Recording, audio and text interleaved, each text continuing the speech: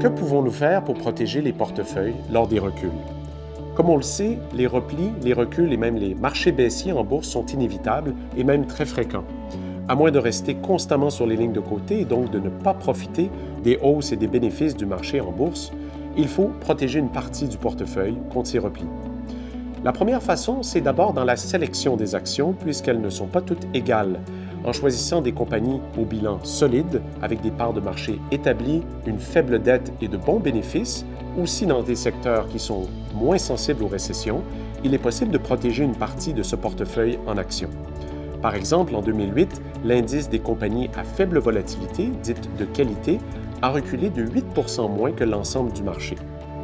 Toutefois, il faut aussi aller combiner ces actions avec d'autres classes d'actifs pour éviter que l'ensemble du portefeuille ne soit trop affecté lors des récessions et des reculs.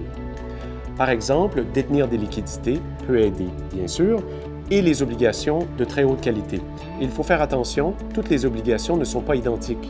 Les obligations dites corporatives ou à haut rendement, de même que les actions privilégiées, souvent considérées comme des titres à revenu fixe, peuvent reculer de façon importante lors des récessions également, puisqu'il y a un risque lié à la corporation qui les a émises. Ensuite, on peut détenir des devises, les devises refuges, qui sont très liquides et qui permettent aux investisseurs d'accéder à des produits sécuritaires. Le meilleur exemple, ce sont les bons du Trésor américain, par exemple les bons du Trésor de 30 ans, qui se sont appréciés de plus de 20 % en 2008. Et évidemment, en conséquence, la devise américaine pour les investisseurs canadiens s'est également appréciée de plus de 20 %, puisqu'on recherche les produits détenus dans cette devise. Ça veut dire que pour un investisseur canadien, de détenir une partie du portefeuille en devise américaine, et voire même en euros et en yens, peut aider à prémunir le portefeuille contre les reculs.